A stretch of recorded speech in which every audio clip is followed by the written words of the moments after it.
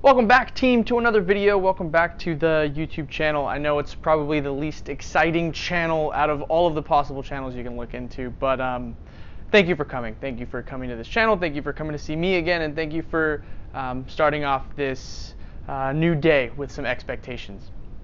First and foremost, let's get distraction free, because that's the way to be. Everybody should have your own phone box. Pop it in the bin. This video is not going to be math-based. However, it'll help you discover the best way you can learn math during this time, during this important time that we're all facing. So before we begin, I do miss you all. I am extremely bored over here, and so I'm putting my free time to the test by making some videos, and hopefully you enjoy them as much as I enjoy making them. This video is going to serve as a purpose for some virtual expectations for our specific virtual classroom. There's going to be 4 parts to it. The first part is going to be Google Classroom. Second part is going to be Zoom. Not like zooming in a camera, but you'll see. Number 3 is your classroom at home. And number 4 is going to be submitting evidence for learning, so that way you make sure that you get the highest grade possible in whatever you do. To start, let's actually go to Google Classroom, and let me show you what I'm looking at over here. When you log into your Google Classroom, you'll get a page that looks something like this. So this is Math 1, Period 1. If you go over to the Classworks tab, this is where you're going to find all of the important information for you in order for you to submit and to read any information necessary for the virtual class that we're going to have. For example, this is our virtual learning day 1 for Math 1. When you're at this page, make sure you click View Assignment so you can see the whole page at one time. Looking at it through that small window is not going to help you. On this page, you will find our agenda for the day listed out in numbers. First thing, second thing, third thing that we're going to be doing. And in this case, you'll see that the first thing the students were asked to do is watch the video, then go ahead and fill out the survey, and then go ahead and check into our Google Hangout. For this class, from here on out, for the next couple weeks, we're actually going to be using Zoom as our platform, not Google Hangout, and I'll talk about that in just a second. In this section, you have to make sure that you not only read what is done, but you use the links to get there. A lot of students already were having difficulties with clicking links and joining and filling out forms and stuff like that. So make sure that you're taking advantage of the different links that are posted there, so that way you don't get confused. When we do a virtual learning session, your task from now on is going to be logging onto a platform known as Zoom. Zoom is just like our Google Hangouts, except it's a different browser that we use. You'll see a link and a meeting ID that looks something like this. And during our next session, I will post the link, and all you have to do is click it. It'll go to a new tab. You do not need to download and run the zoom.us application unless you would like it for your computer. Instead, if you wait a second and you come down here, it says if nothing prompts from your browser, please click here. There should be an option that pops up saying if you cannot download or run the application, start from your browser. If you go ahead and click on that link, you'll be able to join the meeting and go ahead and take a look at everybody else who's present. In this case, it's just me because I'm all alone for today. But for tomorrow and for the next days that come, you'll be able to see many different students in this platform, and you can actually see them all at one time, which is different than Google Hangouts. When you're done, you can go ahead and click Leave Meeting, and then you can go ahead and leave, and we will know that you are now out, and it'll say thank you for attending the meeting.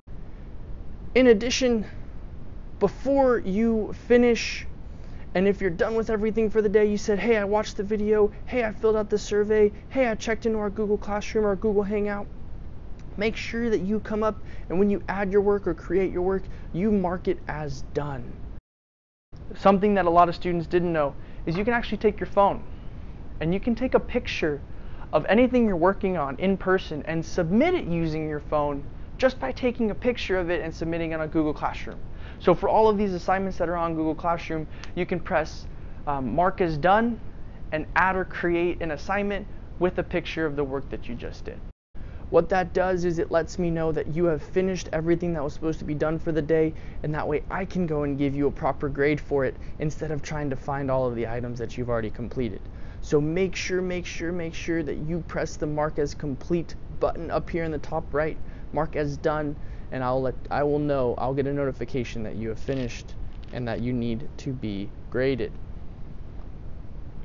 So we talked about Google Classroom, we talked about the purpose, making sure you're submitting your work.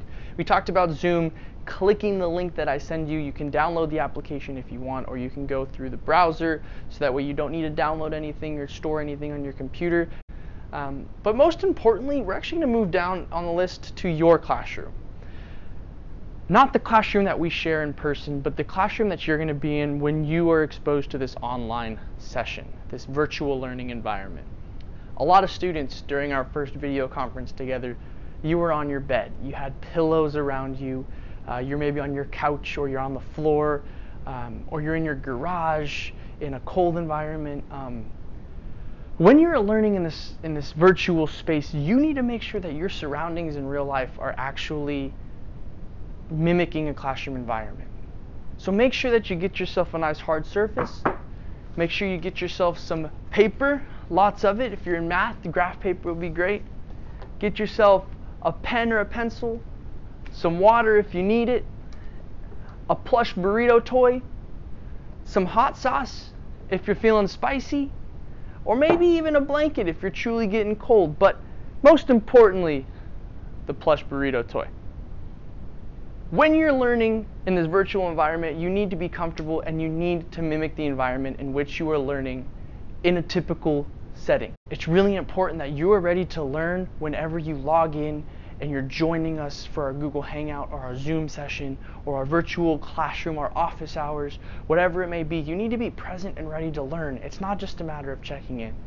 And so make sure that you come ready to go before the session starts, so that way you don't fall behind and you don't feel the pressure of needing something in the middle of the session when maybe you don't have it right away. Okay? Your classroom.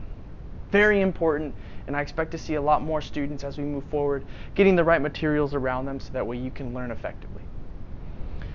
The last piece, I kind of jumped ahead there, submitting your evidence. When we go through this online environment and this virtual learning experience that we're all having, it's important that you submit all evidence of learning. If you're reading, maybe you log what you read. I read 3 or 4 chapters today. Took me an hour and a half. It would take me 4 or 5 hours. Make sure that if you're completing a homework assignment, you take a picture of that and you send it to your teacher. If you're doing some annotations for an English class or a history class, make sure that you're also submitting that evidence. This time is very important for students, and especially important for you, to log everything you're doing and log your learning, so that way you can move forward into the next grade level and know that all of the work that you're doing is justified and that you can get credit for it. This video, while jumbled as it may seem, I do hope served you a purpose in setting a little bit of those expectations for virtual learning. Make sure you take advantage of the opportunity that you have here to learn, and you don't just let the day go by without doing some meaningful things. I'll be submitting some more videos with math-specific content to all you math students out there, so just be ready for it. You'll have your first assignment this week. Keep going, keep your heads up, and I will see you next time.